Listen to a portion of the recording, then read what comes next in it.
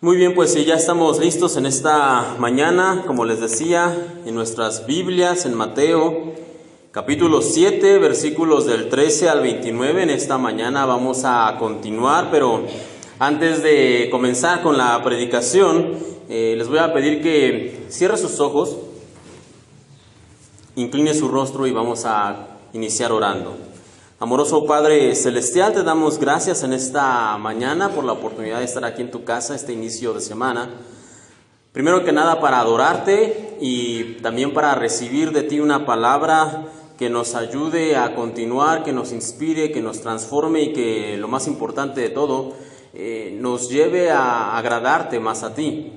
Que nos transforme para ser hijos que te agraden y que busquen hacer tu voluntad. Eso es lo más importante.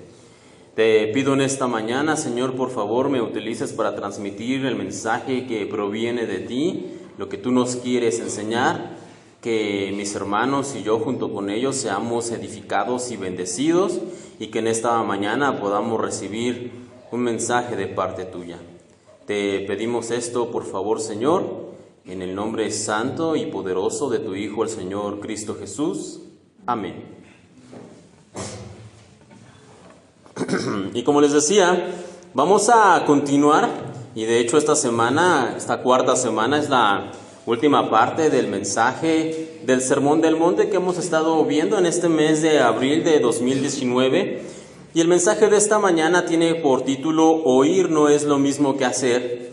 Y de hecho esta frase la vamos a estar repitiendo en varias ocasiones a lo largo del mensaje, porque el nombre del mensaje en sí es la enseñanza que el Señor nos va a transmitir en esta mañana, en esta última sección del Sermón del Monte. Recordemos que nosotros solamente tomamos 4 semanas, una manera muy panorámica de hablar y de explicar el Sermón del Monte, pero existen estudios, libros completos y iglesias donde la predicación del Sermón del Monte a veces les toma todo el año, pero nosotros solo lo hacemos de una manera panorámica con 2 objetivos. El primero es no tomar tanto tiempo y no alargarnos demasiado, y lo segundo es que cada uno de ustedes pueda tener un interés personal y de alguna manera buscar algo, profundizar más para poder escuchar y entender y conocer de una mejor manera lo que el Señor nos quiere decir, pero no solamente escuchando en una predicación, sino que usted pueda tener una intención personal para poder estudiar o buscar o leer o escuchar algo más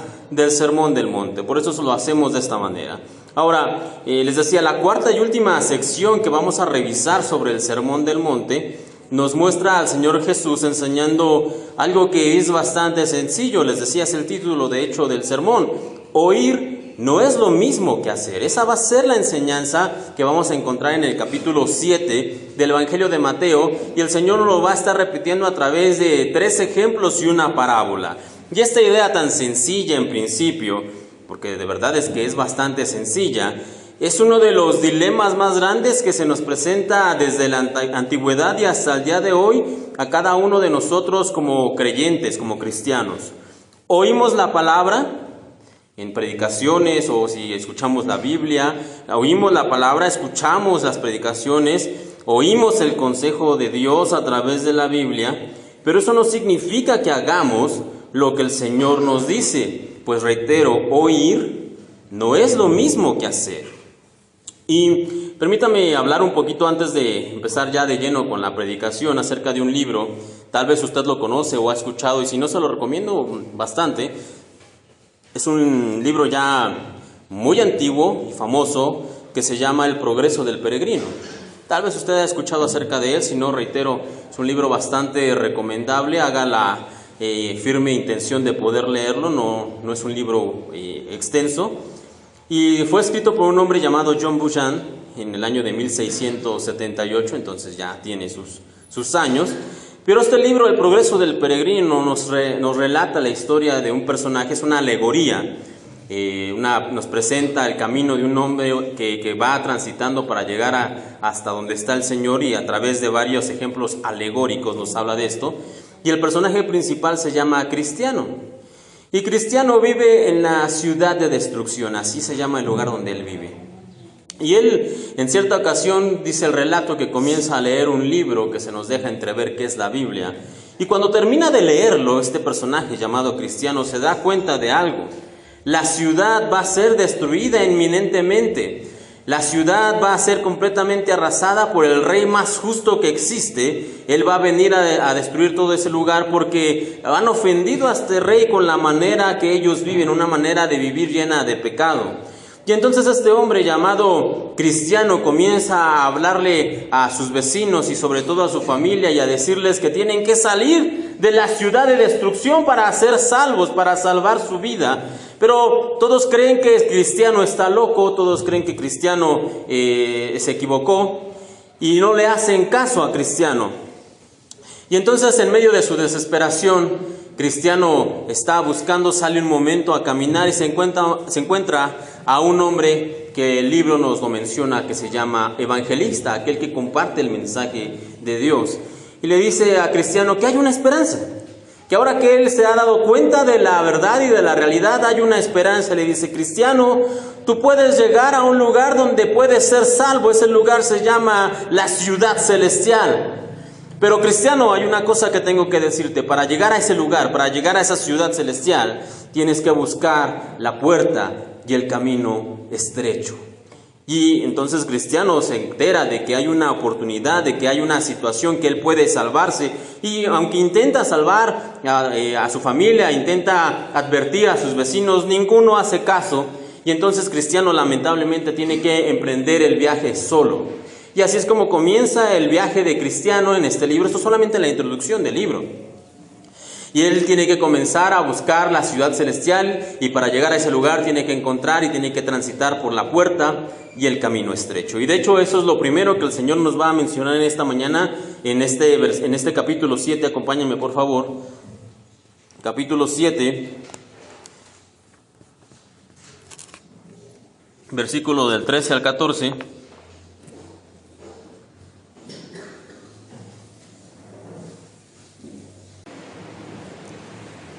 Evangelio según San Mateo, capítulo 7, del versículo 13 y 14, dice de esta manera: Entrad por la puerta estrecha, porque ancha es la puerta y espacioso el camino que lleva a la perdición, y muchos son los que entran por ella, porque estrecha es la puerta y angosto el camino que lleva a la vida, y pocos son los que la hallan.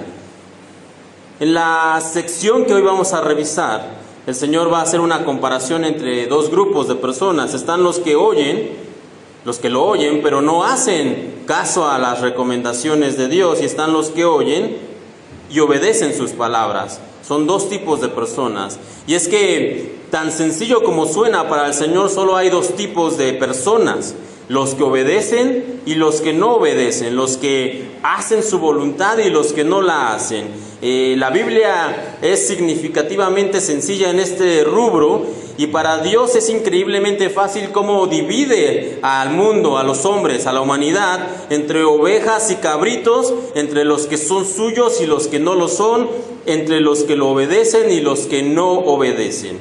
Pero regresemos a nuestro texto que leíamos aquí en Mateo 7, y dice que hay dos caminos, dos puertas y dos destinos.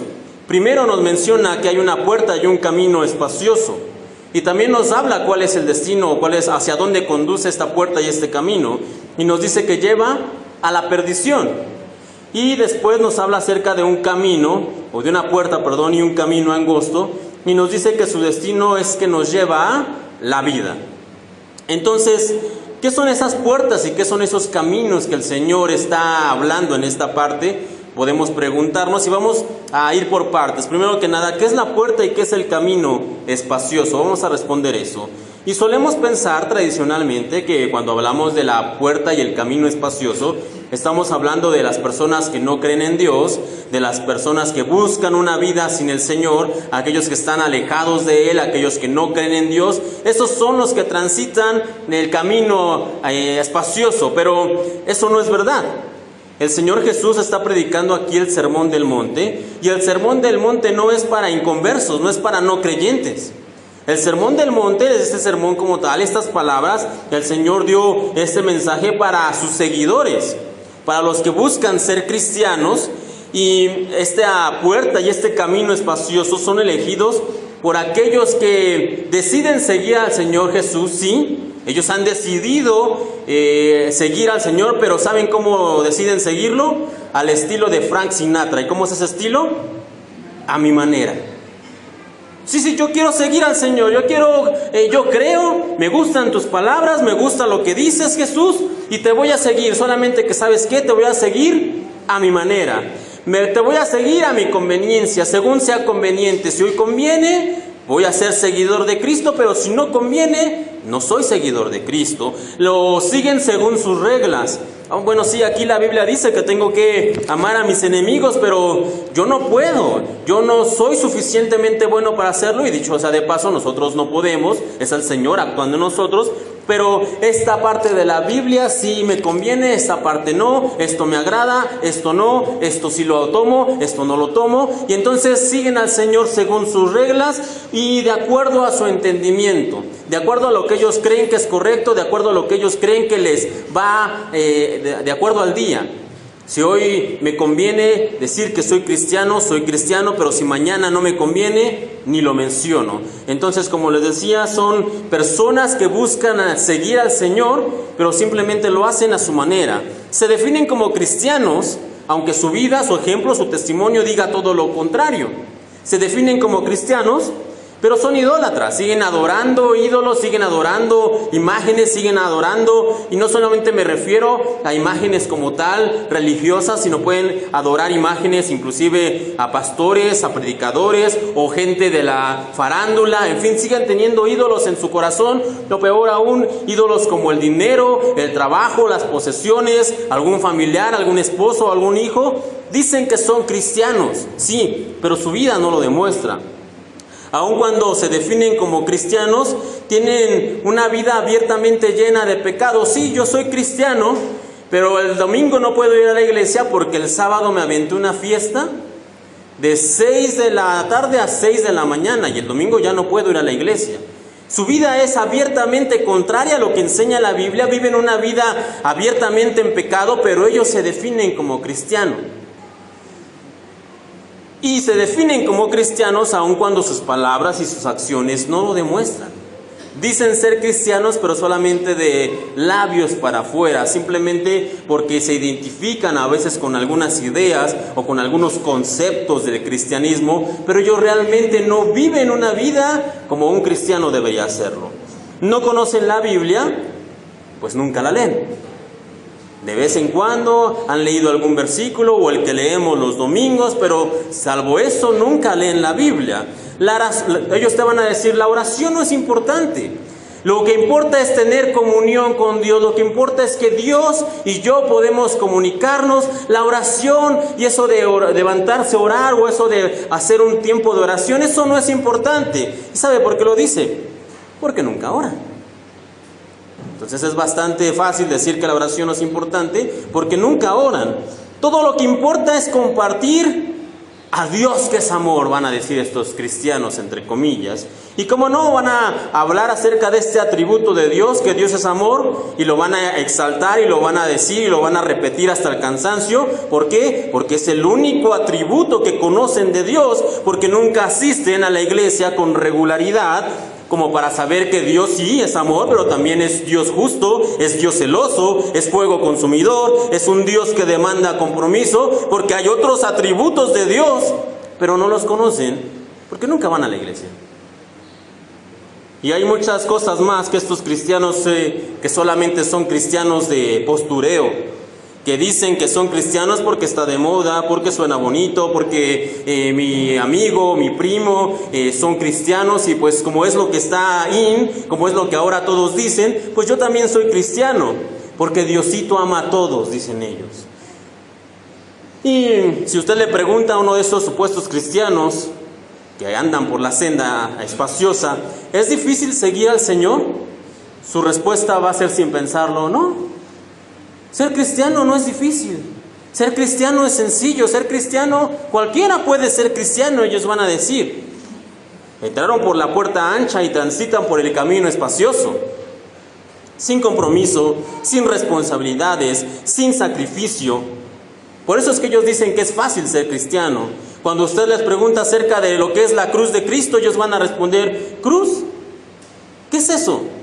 Mi apóstol, ¿no? Dicen ellos, mi apóstol nos predica de lo grandioso que somos nosotros como cristianos, de que nosotros somos grandes, nos habla acerca del poder del pensamiento positivo, del éxito, de las riquezas. De eso es lo que sus predicaciones están llenas, de qué tan grande soy yo. ¿Biblia?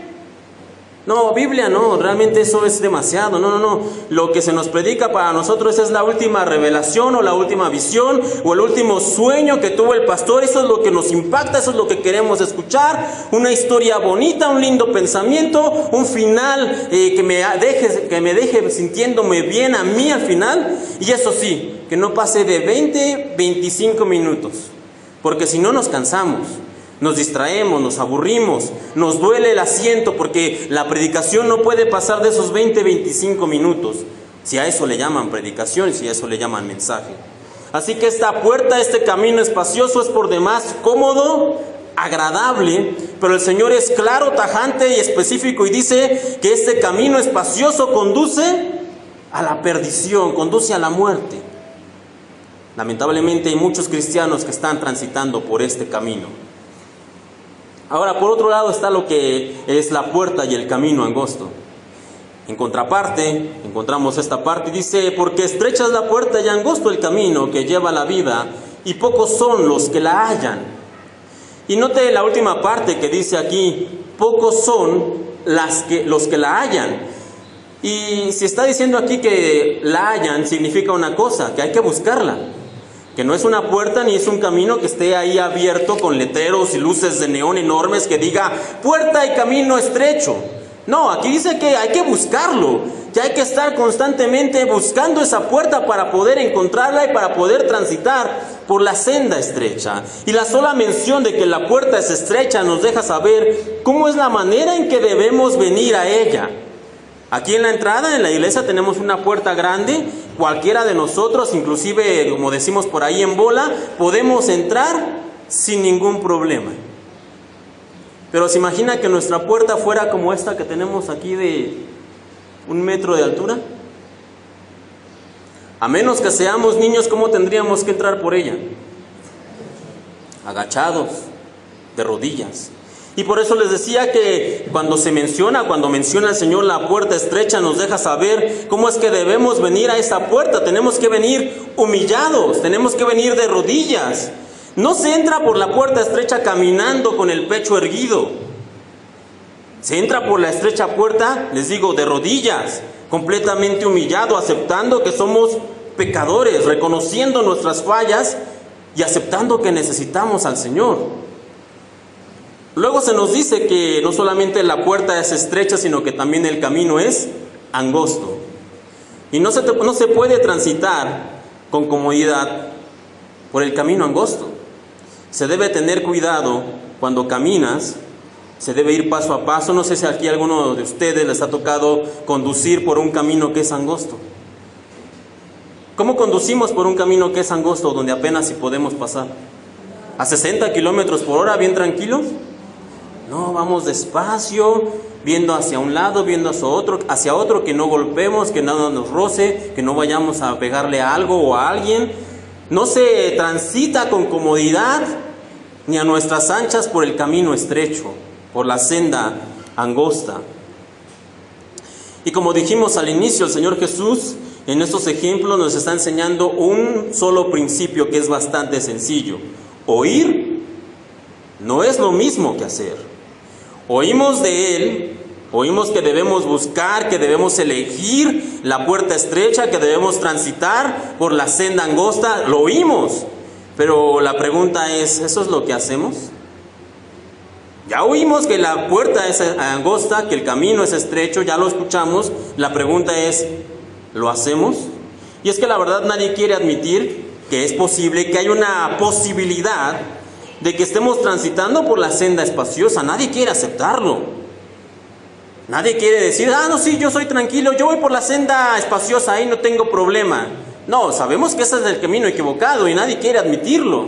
Pero aquí el problema es que Si la vida cristiana que tienes no te confronta con tu pecado constantemente, si la vida que tienes como cristiano no te reta día a día a parecerte más al Señor Jesús,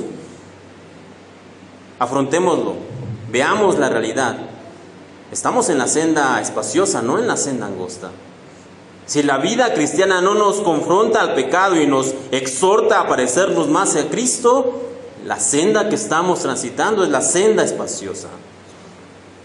Y antes de continuar y pasar con el siguiente ejemplo, algunos podríamos decir, bueno, es posible, no estoy afirmando nada, pero es posible que sea verdad, es posible que estemos en la senda espaciosa, pero es el camino que me enseñaron mis padres. Es posible que esté en la senda espaciosa, pero es la única iglesia que conozco, son los únicos cristianos que yo sé, que yo tengo idea. Este es lo que el pastor ha predicado durante muchos años, y queremos transmitir esa culpa de andar en la senda espaciosa a otros, a nuestros líderes espirituales, a nuestros padres, al pastor, pero no queremos asumir nosotros la responsabilidad de un camino que sabemos que conduce a la perdición y que andamos en él. Ya lo sabemos, ya lo conocemos, pero no queremos asumir esa responsabilidad. No obstante, esa forma de pensar, esa forma de querer transmitirle la culpa a alguien más, va a ser invalidada por la segunda parte de esta sección del Sermón del Monte, y el Señor nos va a recordar su enseñanza, que reitero es la enseñanza de esta mañana: oír no es lo mismo que hacer. Y ahora lea conmigo en Mateo 7. Mateo 7 del 15 al 20, dice de esta manera la palabra de Dios: guardaos de los falsos profetas que vienen a vosotros con vestidos de ovejas, pero por dentro son lobos rapaces. Por sus frutos los conoceréis. ¿Acaso se recogen uvas de los espinos o higos de los abrojos? Así todo buen árbol da buenos frutos, pero el árbol malo da malos frutos. No puede el buen árbol dar malos frutos, y ni el árbol malo dar frutos buenos. Todo árbol que no da buen fruto es cortado y echado en el fuego, así que por sus frutos los conoceréis. Y no podemos culpar a un pastor o a un líder espiritual por conducirnos por la senda espaciosa, cuando la recomendación que el Señor nos da en lo que acabamos de leer es bastante clara. Revisen los frutos de su pastor o de su líder espiritual o de esa persona que estén siguiendo. El Señor es claro en lo que dice aquí: revisen sus frutos. Todo líder espiritual, basado en lo que acabamos de leer en esta sección en la Biblia, debe permitir que sus frutos sean revisados y examinados. Y aquí quiero aclarar, fruto no se refiere a cuántas personas ha traído a la iglesia o cuántos rayitas puede ponerle ahí en su cacha espiritual de cuántos ha traído. No se refiere a eso fruto. El fruto que aquí nos está mencionando el Señor tiene que ver con dos aspectos. Son frutos de carácter y frutos en cuanto a su enseñanza. Y veamos primero los frutos de carácter. Carácter, ¿cómo analizamos, cómo revisamos los frutos de este líder espiritual en cuestión de carácter? La pregunta que tenemos que hacernos es esta: ¿es su vida un reflejo de la vida de Cristo? ¿De ese pastor, de ese líder? ¿Es su vida un reflejo de la vida de Cristo? ¿O su vida se caracteriza por ira, por enojo, por peleas, por chismes, por divisiones, por soberbia, por orgullo, por vanidad, por arrogancia y cosas semejantes? La vida de ese líder espiritual que nosotros tenemos es un reflejo de la vida de Cristo, o tiene todos estos pecados que acabamos de mencionar. Eso en cuestión de carácter. Y en cuestión de enseñanza, lo que debemos preguntarnos es: ¿lo que enseña tiene un firme fundamento en la palabra de Dios? Cuando habla, cuando predica, cuando da un consejo, cuando menciona algo, ¿tiene un firme fundamento en la palabra? ¿O solamente habla de: hoy les quiero hablar acerca de la última visión que Dios me reveló? Y el Señor me dio una palabra profética para ustedes que tengo que decirla. Y se lanza con sus historias, y hace 25 años cuando yo era no sé qué, y media hora de su historia, y al final 2 versículos todos escuetos medio para justificar lo que acaba de contarnos, y todo lindo y todo bonito. Porque si no tiene un firme fundamento en la Escritura, puede ser un buen conferenciante, pero no es predicador. Y hace unas semanas atrás estaba viendo un video de un pastor de Guatemala, tal vez usted lo conozca. se llama o se autonombra Cash Luna. Tal vez ha escuchado o lo ha visto inclusive, pero hace un par de semanas estaba viendo un video acerca de esta persona. Y estaba en una conferencia, miles de personas, todos emocionados, y el pastor de repente dice: yo les voy a demostrar el poder que tengo en Dios, dice el pastor. Y entonces agarra su Biblia, comienza a orar, la pone en el suelo, tenía al frente un grupo de sus pastores y le dice: mira, acabo de orar y acabo de poner ahí mi Biblia y Dios acaba de levantar una barrera. Y tú no vas a poder pasar esa barrera. Le dice al pastor: pastor, usted fulanito, trate de pasar la barrera. Y el pastor va y camina y a unos cuantos pasos de la Biblia no puede pasar. Y le pide a otro que vuelva a hacerlo y el otro se cae, y a otro y a otro y a otro, y todo un show, un espectáculo. Pregunta: ¿eso qué tiene de bíblico? Salvo la Biblia en el piso, pero ¿qué tiene de bíblico? ¿Qué edifica al pueblo? ¿Qué edifica a la gente? ¿Qué inspira? ¿Qué transforma? ¿Qué mensaje deja? ¿Quién es el protagonista ahí? ¿Dios o el showman que está haciendo todo eso? ¿Y cuál es el carácter que nos demuestra? Usted no puede pasar la barrera que he puesto aquí en la oración. Una terrible actitud de soberbia y de orgullo que no demuestra el carácter del Señor, y una absoluta falta de enseñanza bíblica. Porque poner la Biblia en el suelo y que la barrera espiritual, eso, ¿en qué parte, caray, de la Biblia dice eso? ¿En qué parte? Habla de las barreras espirituales cuando oramos con la Biblia para que no pasen a través de ellas. Solamente espectáculo, solamente show. La Biblia es clara en cuanto a los frutos que se esperan de un líder espiritual. No vaya para allá, anote este versículo, 1 de Timoteo 4:12. Dice lo siguiente: ninguno tenga en poco tu juventud, sino sé ejemplo de los creyentes en palabra, conducta, amor, espíritu, fe y pureza. Y esta carta, estas palabras las escribe el apóstol Pablo a Timoteo, porque Timoteo era un pastor joven, quizá demasiado joven para el gusto de algunos creyentes en la iglesia donde Timoteo estaba. Y algunos hermanos mayores estaban un tanto regios de seguir a este jovencito Timoteo. Y entonces Timoteo se lo comenta a Pablo, y Pablo le escribe esta carta y le escribe esto precisamente.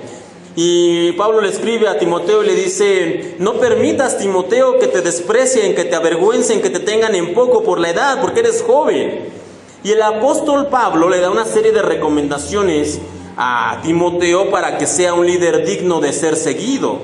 Y lo que Pablo le dice a Timoteo, no le dice que tiene que reprender a cualquiera que se oponga a él, o que tiene que tacharlo de rebelde, o que tiene que atacar a todos esos que están en contra del siervo de Dios. No, Pablo no da ninguno de esos consejos.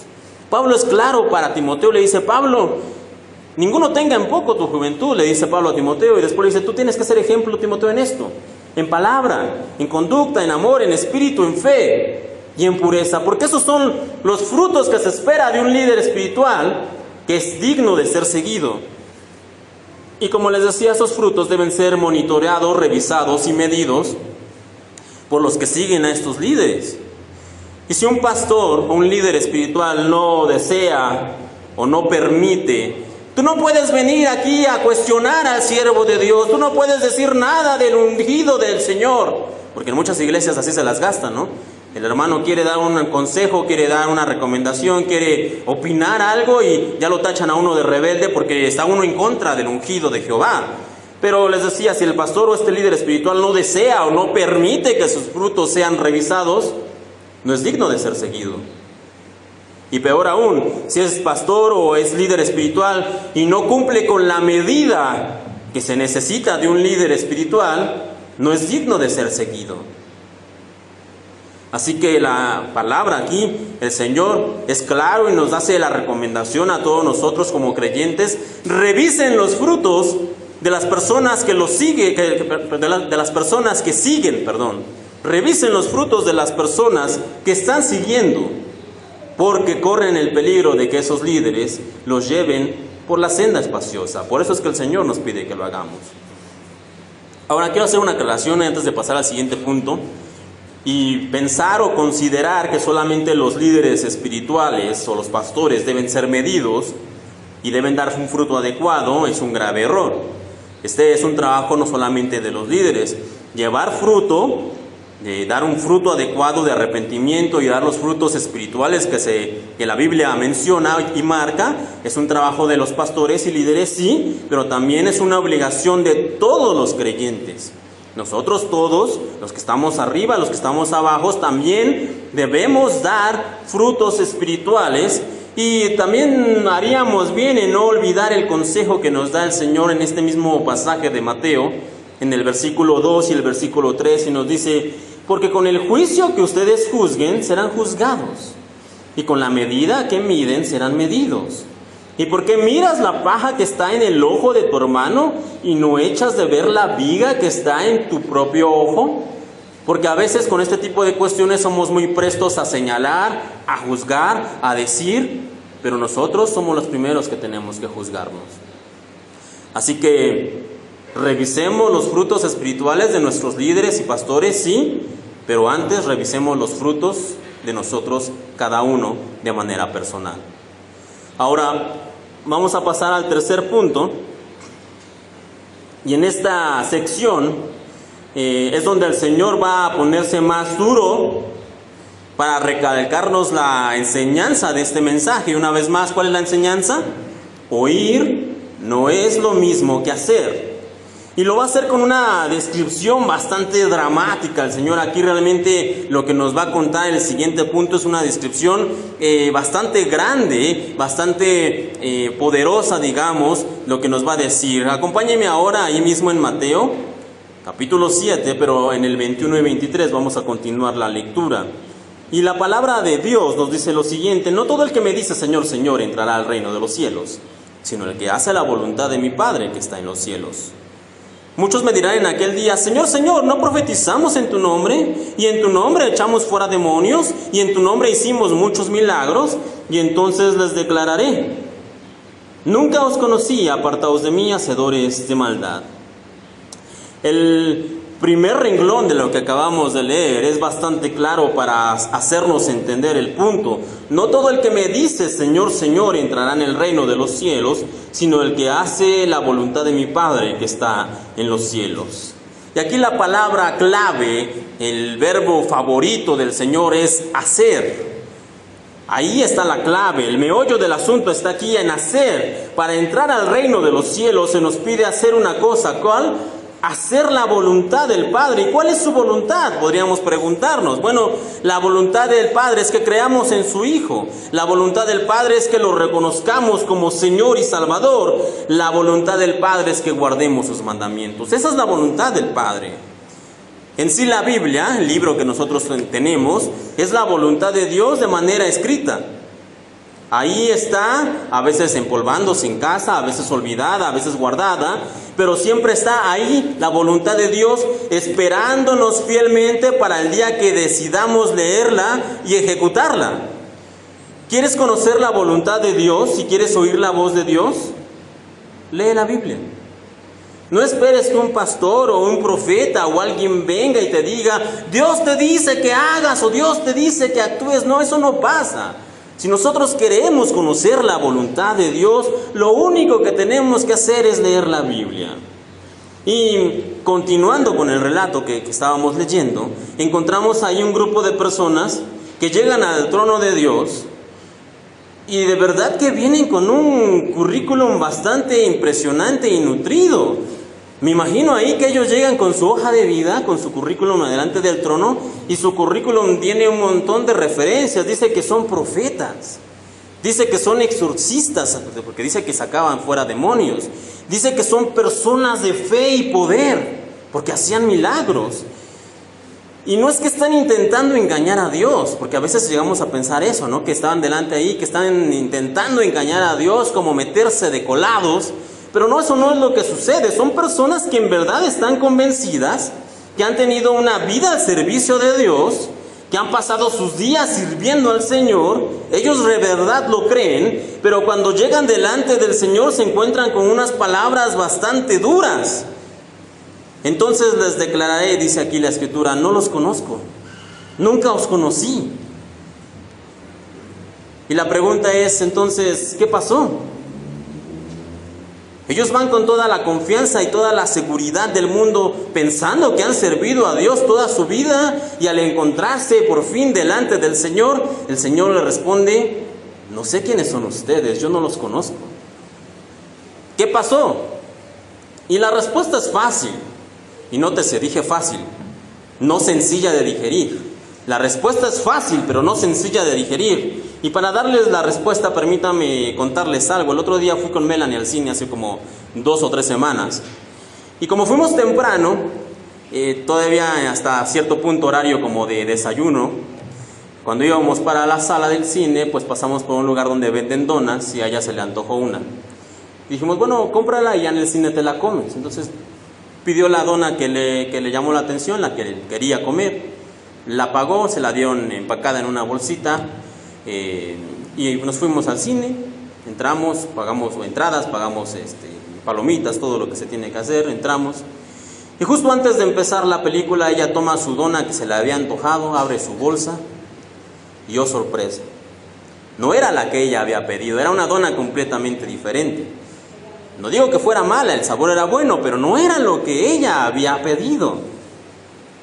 Había sido engañada, tal vez no de mala manera, se confundió la persona que empacó la dona, pero ella había sido engañada. Y aquí, una vez más, regresando a nuestro punto, ¿qué fue lo que pasó con estos hombres que llegaron delante de Dios pensando que toda su vida lo habían servido, pero se topan con la sorpresa de que Dios no los conoce? Bueno, la respuesta es la misma: fueron engañados. Muchos en aquel día dirán: Señor, Señor, ¿no profetizamos en tu nombre? Y en tu nombre echamos fuera demonios, y en tu nombre hicimos muchos milagros. Eso es lo que nos dice aquí el pasaje. Y si lo resumimos, podríamos decir que son los que llegaron allá al trono de Dios, son profetas echando demonios y haciendo milagros. Esos son los que llegaron al cielo. Y si lo decimos de esa manera, profetas echando demonios y haciendo milagros, no parece, si lo decimos de esa manera, no parece que lo acabamos de leer en el Sermón del Monte. ¿Sabe qué parece más? Cartel de la campaña de la Iglesia de los Santos de los últimos 3/4 de tiempo o algo así. Gran avivamiento del profeta que echa demonios y hace milagros, no sé, Randy Rice o algún nombre, espero que no exista, me lo acabo de inventar. Parece más cartel de esas iglesias, ¿no? 29 de abril, 8 p.m, gran campaña del profeta que echa fuera demonios y hace milagros. No te lo pierdas, te esperamos. Parece cartel de esas iglesias, pero lo acabamos de leer aquí en la Biblia.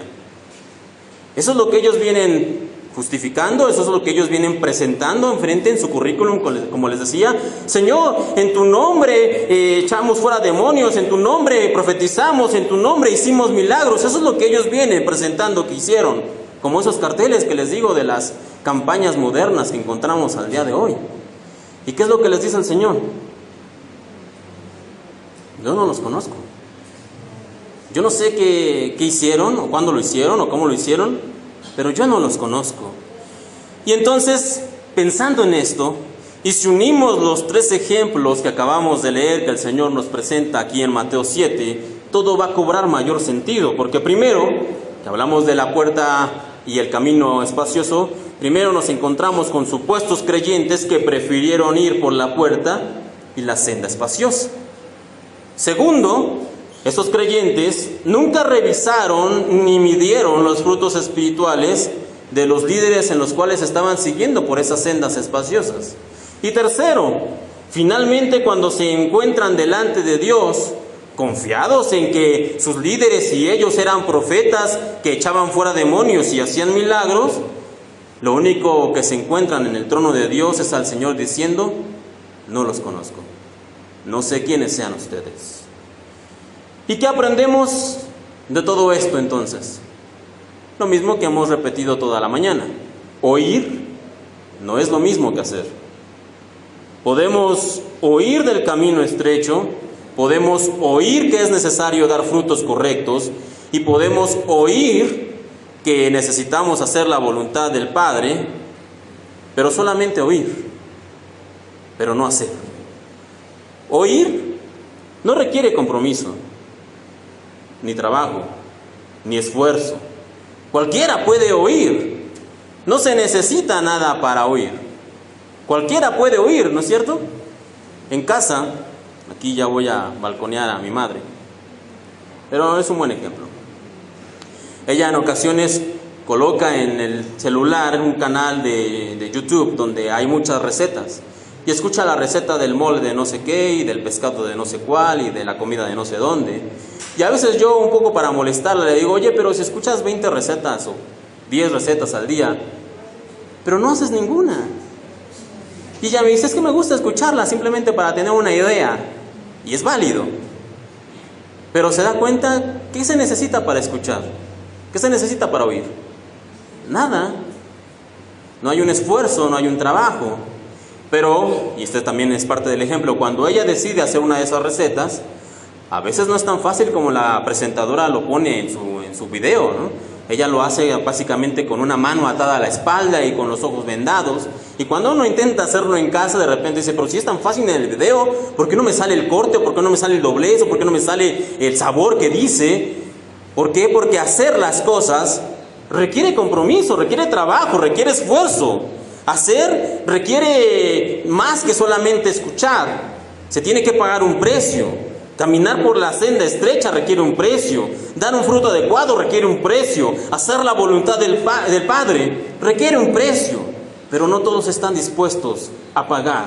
Seguir al Señor no es para cualquiera. Es para hombres y mujeres de acción que escuchan, sí, escuchan, pero también hacen, obedecen, marcan la diferencia, son ejemplos de verdad y de virtud, que comparten en el Evangelio aunque las cosas se pongan difíciles, que continúan fieles, porque no solamente escuchan, también actúan. Y el Señor va a terminar el versículo 7, la enseñanza de el capítulo 7, la enseñanza y en sí el sermón del monte de una manera más poética y elegante. En resumen, la enseñanza es la que hemos estado diciendo en esta mañana. Oír no es lo mismo que hacer. Esa es la enseñanza a manera de resumen. Pero el Señor va a terminar contándonos una parábola. Y vamos a leerla, ya es el último punto del sermón. Y dice Mateo 7, del versículo 24 al 27. Esa es la parábola que nosotros conocemos como la parábola de los dos cimientos. Y el Señor Jesús hablando dice: cualquiera pues que me oye estas palabras y las hace, le compararé a un hombre prudente que edificó su casa sobre la roca. Descendió la lluvia y vinieron ríos y soplaron vientos y golpearon contra aquella casa y no cayó, porque estaba fundada sobre la roca. Pero cualquiera que me oye estas palabras y no las hace, le compararé a un hombre insensato que edificó su casa sobre la arena, y descendió lluvia y vinieron ríos y soplaron vientos y dieron con ímpetu contra aquella casa y cayó, y fue grande su ruina. Y creo que la historia es bastante clara. No hay necesidad de grandes explicaciones. Hay solamente dos tipos de personas: los que escuchan y hacen, y los que escuchan y no hacen.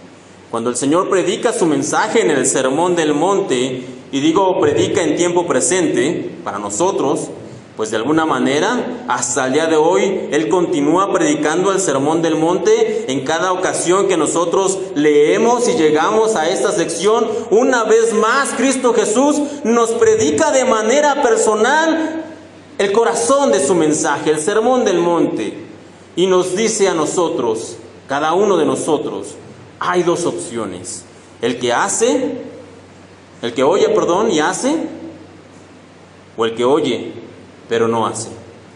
Y de los primeros, los que escuchan y obedecen, el Señor los compara a quienes edifican su casa sobre la roca. Son prudentes, porque vendrán las lluvias, subirán los ríos, soplarán los vientos, pero su casa seguirá firme. Y están los otros, los que escuchan pero no obedecen. El Señor dice que esos son como insensatos, personas que edifican sobre la arena, pero que su ruina será grande cuando su casa caiga. Así que oír, les decía, no es lo mismo que hacer. Hoy, todos nosotros aquí que hemos estado escuchando, todos nosotros hemos oído. Pero queda una pregunta en el aire. ¿Cuántos de nosotros también haremos? Hoy todos nosotros hemos oído, pero ¿cuántos de nosotros también haremos? Cada uno debe responder esa pregunta. Cierra sus ojos y vamos a orar. Padre, te damos gracias en esta mañana porque tú nos has dejado tu mensaje claro. Gracias porque en este mensaje del Sermón del Monte que encontramos en el Evangelio de Mateo, podemos encontrar el corazón del Evangelio, las enseñanzas principales y más importantes que tú dejaste como legado para nosotros. Pero Señor, en esta mañana como iglesia, pero también de manera personal, queremos venir a pedirte que luego de estas 4 semanas de escuchar el mensaje que encontramos ahí en el Sermón del Monte, no solamente seamos oidores, o como dice tu palabra, oidores olvidadizos, que hemos escuchado, que hemos oído, pero que no ponemos por práctica nada, que simplemente nos gusta escuchar, que solamente somos espectadores, curiosos escuchando, pero no actuando jamás. Líbranos de eso. Señor, permítenos, por el contrario, oír tu mensaje, oír estas palabras del Sermón del Monte, estas últimas 4 semanas que hemos escuchado acerca de él, y también poner por obra. Pero eso no sucede de nosotros. Necesitamos el poder de tu Espíritu en nosotros, que tu Espíritu Santo nos guíe, nos capacite, nos fortalezca, nos ayude. Señor, que nosotros no solamente seamos oidores, sino seamos de los que oyen y de los que hacen, y que realmente podamos agradarte a ti en ello. Te queremos pedir esto, por favor, también que a nuestros hermanos los lleves con bien en este día, a sus casas, en sus actividades, y que esta semana que está comenzando los bendigas, los guardes y los protejas, les restaures la salud, les ayudes en sus trabajos, les bendigas en sus escuelas, los fortalezcas cada día más. Te pedimos esto, por favor, bendito Señor, en el nombre de tu Santo Hijo, el Señor Cristo Jesús. Amén.